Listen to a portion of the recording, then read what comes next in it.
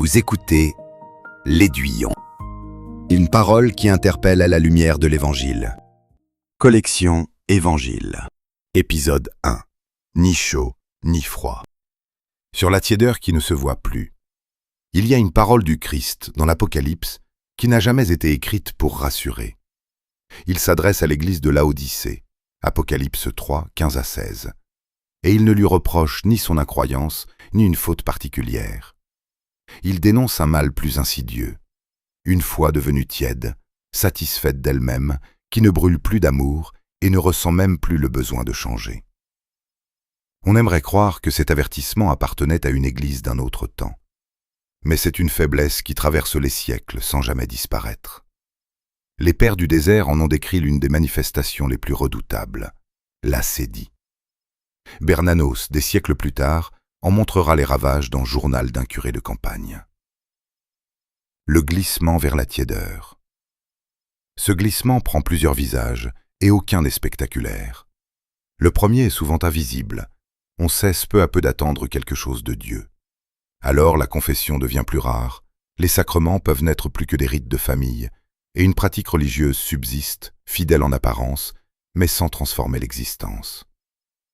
Il m'arrive, à moi aussi, de sortir bouleversé d'un temps de prière ou de formation, et de retrouver, en rentrant, un air qui n'a pas bougé. Je ne le dis pas comme un reproche fait à d'autres, c'est un contraste qui d'abord m'interroge personnellement.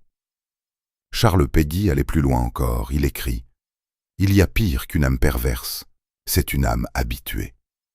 Les honnêtes gens n'ont pas de blessures ouvertes, leur vertu sans faille ne laisse aucune entrée à la grâce. » C'est parce qu'un homme était par terre que le Samaritain le ramassa. Ce qui ne dépend pas de nous. Il y a dans l'Évangile un fils qui n'a jamais quitté la maison. Il a toujours servi son père. Pourtant, lorsque son frère revient, c'est lui qui reste dehors. Son service devient revendication. « Voilà tant d'années que je te sers » Luc 15, 29. Alors le père sort à son tour. Il ne le condamne pas, il le supplie d'entrer. C'est peut-être l'un des plus beaux visages de la grâce. Elle ne va pas seulement chercher celui qui s'est éloigné. Elle rejoint aussi celui qui est resté, mais qui ne parvient plus à entrer dans la joie de son Père. La parabole ne dit pas si le fils aîné franchira finalement le seuil. Elle laisse la porte ouverte. Aucune tiédeur, aussi ancienne soit-elle, n'est un verdict. Une question, pas un jugement. On ne sort pas de la tiédeur en essayant de se forcer à éprouver davantage d'émotions religieuses, ni en se reprochant de ne pas en ressentir assez. Le cœur du problème n'est pas d'abord là.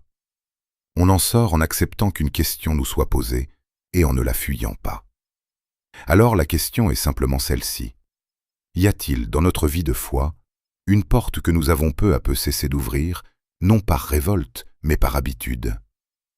Il ne s'agit pas d'abord de se condamner, mais de répondre. Le Christ est là, à cette porte. Il continue de frapper. Vous venez d'écouter L'Aiguillon. Retrouvez cet article et d'autres publications sur l'Aiguillon.org. À bientôt pour un nouvel épisode.